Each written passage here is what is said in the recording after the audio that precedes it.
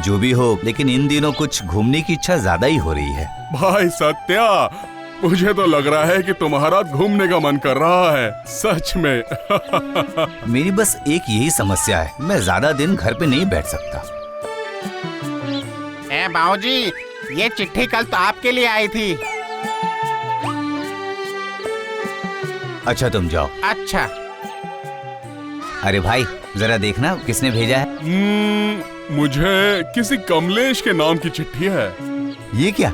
वो तो मेरा बहुत अच्छा दोस्त है। क्या लिखा है? वो कुछ दिन तुम्हें अपने घर बुलाकर तुम्हें अतिथि बनाना चाहता है, उसी के लिए ये आमंत्रण भेजा है। ये तो बहुत अच्छी बात है। अरे इसी बहाने मेरा घूमना भी हो जाएगा।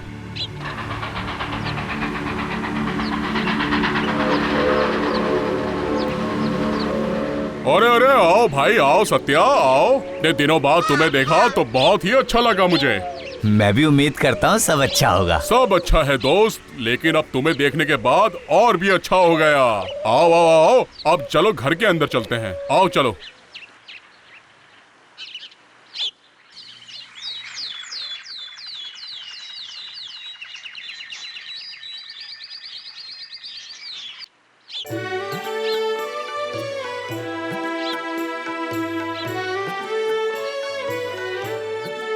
अरे वाह, तुम्हारा गांव तो बहुत ही सुंदर है। मेरा मन तो गदगद हो गया। हाँ ठीक ही कहा, मेरे गांव का वातावरण बहुत ही अच्छा है, इसलिए तो तुम्हें बुलाने के लिए चिट्ठी भेजी मैंने। ये नदी के पार कौन रो रहा है? चलो उस तरफ देख के आते हैं क्या हुआ है। नहीं नहीं, उस तरफ मत जाना। लेकिन वहीं से तो रोने की आवाज आ रही है। क्या हुआ है? कुछ नहीं है, उस तरफ कुछ पुराने घर है, इसलिए मैं मना कर रहा हूँ, और कोई बात नहीं है। अच्छा ये बात है, तो चलो देख के आते हैं। अरे नहीं नहीं नहीं नहीं, वो पुराने घर अब खंडर बन चुके हैं, उनके अंदर जाना अब बहुत ही बड़ा अपशगुन अच्छा। है, और अब तुम वहाँ जाने की कोशिश ही मत करना, समझे? चलो चलो अब चलो।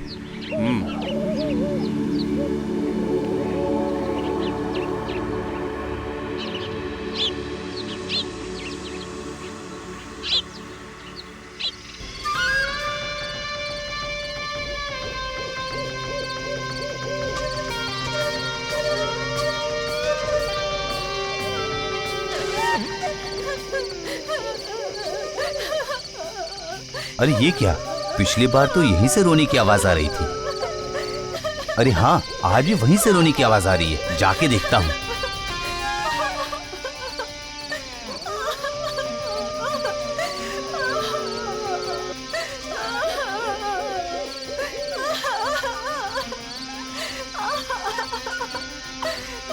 घर के अंदर कौन है?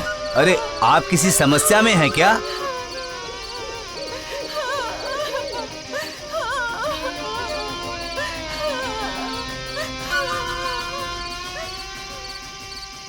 कौन है आप लोग? रो क्यों रहे हैं? और आप लोग को इस तरह से बांध करके कौन रखा है?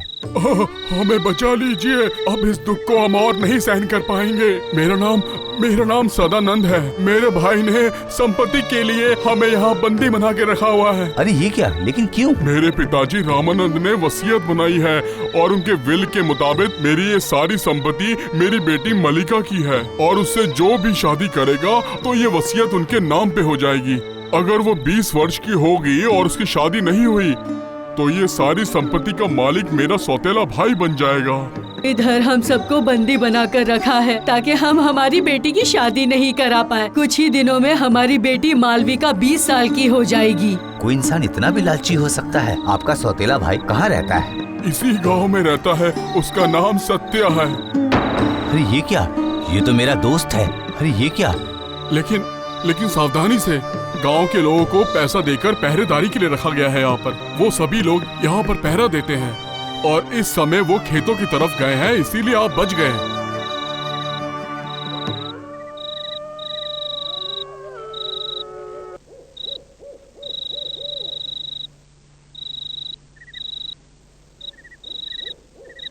ये सब बात क्या सच है? मैंने तुम्हें वहाँ पर जाने के लिए मना किया था ना भाई। मुझे लगता है तुम्हारी बुद्धि भ्रष्ट हो गई है। कोई अपने ही भाई के साथ कोई ऐसा व्यवहार करता है क्या? कौन बोला सदानंद मेरा भाई है?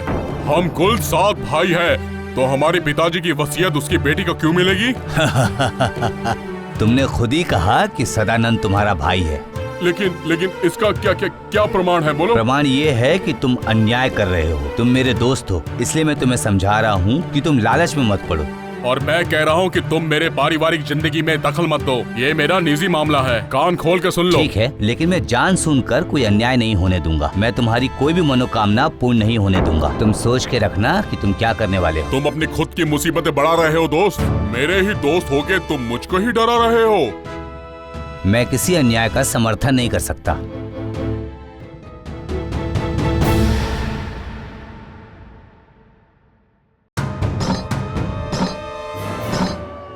जल्दी करो, अरे जल्दी करो। अगर वो पहरेदार आ गए तो हमारी खैर नहीं। जल्दी करो। आप लोग बिल्कुल भी मत डरिए, मैंने देखा है वो लोग यहाँ नहीं है।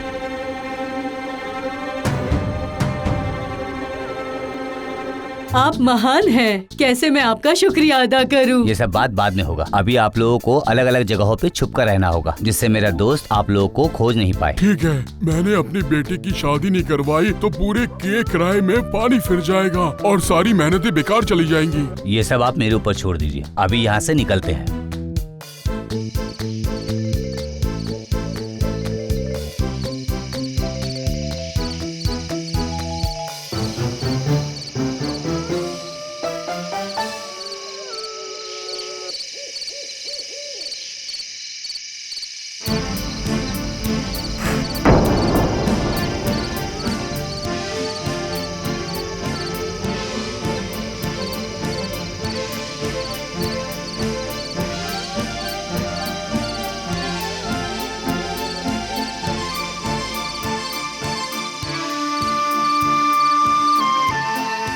मैं समझ गया हूँ कि ये तुम्हारा ही काम है। तुमने उन तीनों को कहाँ छुपा के रखा है? अगर यही बात मैं बोलूंगा ना तो तुम अच्छे से समझ जाओगे। मैं सिर्फ इतना बता सकता हूँ कि वो लोग एक जगह पे नहीं है। उनकी मुझे कोई फिक्र नहीं है। मलिका को ढूंढ के मैं उसकी हत्या कर दूंगा और फिर सारी संपत्ति मेरे नाम हो जाएगी और तुम लोग कुछ भी नहीं कर पाओगे। ही मेरे दोस्त, कितनी नीच भावना है तुम्हारी। इस समय मैंने ना पूरब, पश्चिम और दक्षिण में इन तीनों ही दिशा में छुपा के रखा है। एक को खोजने के लिए 1 दिन का समय लगेगा तुम्हारा। खोजना शुरू कर दो। देखो तुम्हारा भाग्य तुम्हारा साथ देता है या नहीं।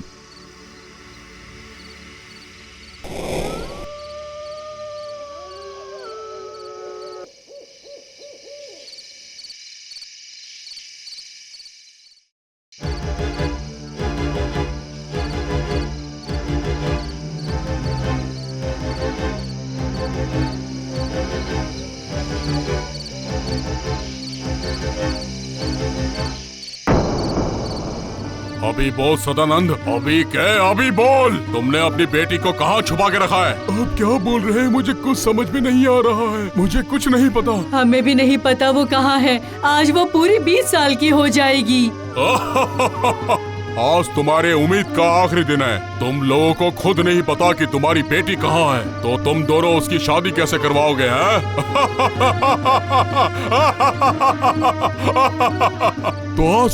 तो आज से मेरी पूरी संपत्ति के मालिक तो तुम हो। अब तुम हम दोनों को जाने दो। हम अपनी बेटी को ढूंढ कर लाते हैं। हमें जाने दो। रुको। तुम्हारे उस महान को तो आने दो। उसने मुझे युद्ध के लिए आह्वान किया था। आज देखते हैं कि कौन जीतता है और कौन हारता है। वो बहुत अच्छे इंसान है। उन्हें कोई तकलीफ मत पहुंचाना। मुझे सिर्फ अपनी संपत्ति से मतलब है। संपत्ति तो मैं मलिका को कुछ भी नहीं होने दूंगा, चाहे कुछ भी हो जाए। लेकिन शादी तो हो चुकी है मेरे दोस्त। क्या?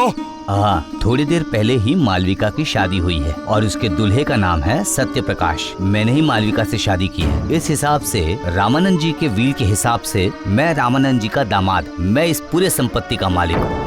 हाय, अब मैं क्या बोलूँ? मेरी तो पूरी मेहनत पर पानी फिर गया। तुम्हारी आशा, मैं अन्याय देखते ही न्याय की राह पर चल पड़ता हूँ, इसलिए मैंने ये काम किया है सिर्फ तुम्हें शिक्षा देने के लिए। मैं तुम्हारा नुकसान नहीं चाहता। तुम्हारे संपत्ति का 1 रुपया भी मैं नहीं लूंगा। मैं और मेरी पत्नी अपने पूरे परिवार के साथ दूसरे गांव में रहने के लिए जाएंगे। तुम्हारा धन तुम्हें ही मुबारक हो। जाते जाते सिर्फ मैं ये कहना चाहता हूँ कि लालच के कारण अपनी इंसानियत की हत्या कभी नहीं करनी चाहिए। तुम जिंदगी भर सुखी रहो बेटा। हमारा आशीर्वाद हमेशा तुम्हारे साथ है। दीर्घायु हो बेटा, तुम्हें लंबी उम्र मिले।